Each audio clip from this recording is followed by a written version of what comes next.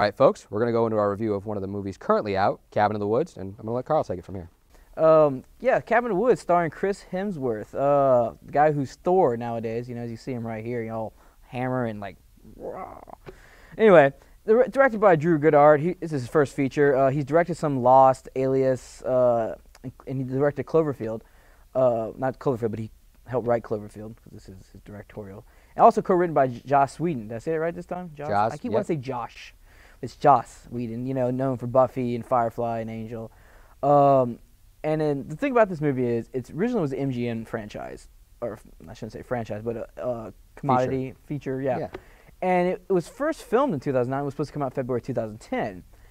Which classically horror movies usually either come out in February, August, or October. Or October because it's the big month, and February because it's horrible. Well, not only that, they usually horror movies only draw in the audiences for one weekend and then kind of dissipate after that. You draw in people who are going to want to see it not immediately. Not only just horror movies, but just usually the bombs. Like Ghost Rider comes out every February. When Ghost Rider comes out in February. Yeah, well, they're not considered blockbuster movies because they have a cult following. They're usually but this movie movies. plays on that cult following. Yeah. Well, let me finish. Yeah, anyway, right. So it was supposed to come out in 2010, but MGM went bankrupt, and they had it sitting on the shelf because they were going to convert it to 3D. Thank goodness they did not.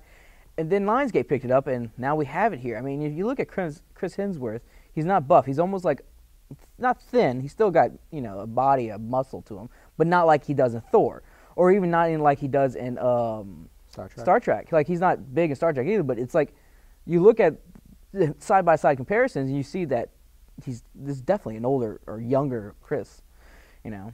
But it was pretty good, and I'm gonna let Will talk a little more about it. Right.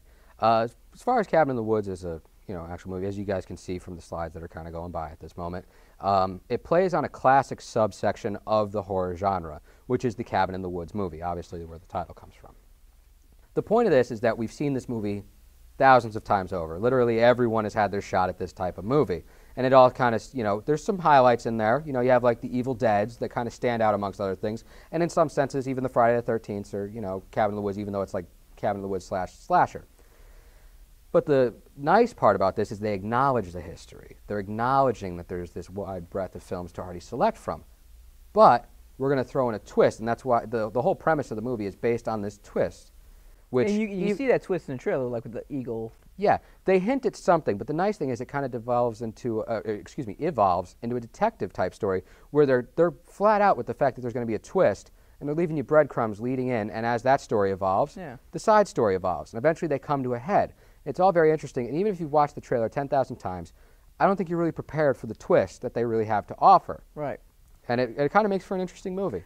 Watching it, when I was watching it, I was getting the idea of what the twist, like the overall twist is, and I don't want to say any more really about that. But I kind of got the feeling, and then in the end, you're like, yep, that's what I thought, and that is just crazy, like to go that way with a horror movie. And like we were saying about the twist that you see in the trailer, that is played, like the first opening, like the first 5 minutes of the film is like in a lab. Where this twist occurs, this side story, if you will, that is involved. And there's not just the twist of the plot, but there's also the twist on the emotions of the horror genre. Yeah. The big thing with horror genres is that when you go into a horror movie, a lot of the way a film is judged is by the, for lack of a better term, beauty of the death sequences, because they're highly choreographed. They're looked at. It's almost like a dance number. Like it has to be performed perfectly, and that. The death sequences in the first part of this movie almost make you feel guilty. Like you feel it's voyeuristic, but even past that, by watching the voyeuristic elements in this movie, you feel dirty and you end up hating some of the characters that are involved because you start judging them for watching these death sequences and being entertained by them.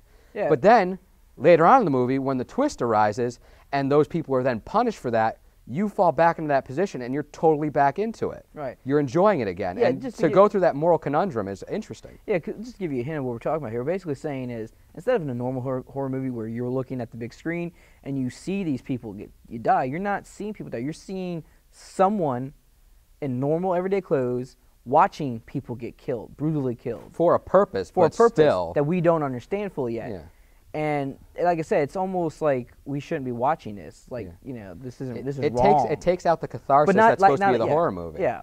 But but as soon, like I said, as soon as the death scene's over with and we kind of move on, you don't feel anguish still. You feel okay, and you're like, now you're like, okay, I hope these people, win, and I guess you could say not win, but So my final assessment of it is yellow to green. I definitely think it's worth the matinee visit. I think anyone who's ever watched a horror movie more than once because they enjoyed the quality of it, if you're a fan of the classic like Evil Dead or anything like that, you'll definitely enjoy this. There's a certain amount of history that if you take it into the movie, you'll enjoy it more. But people who are brand new coming in will enjoy this movie. There's a lot of moments of levity, a lot of moments of anguish, and overall, it's entertaining. So I enjoyed it. Worth the trip to the theater. Now, while Will gives it a yellow green like a matinee, he is saying go see it. Just don't pay the extra money for an evening, right? Yeah, I mean, like if you're gonna go see it, definitely. But at the same time, horror movies are better at night. So I mean, I'm like, if you get the chance, definitely go see it. But if you have to wait for DVD, that's fine too. But definitely, you should watch this movie. But I give it a clear green light. Go see it. Go pay the extra money to go see it. Get some popcorn. Yum, yum, yum. Drink an icy. Freak out during the horror scene and throw your popcorn all around. Get your girl in because she's scared.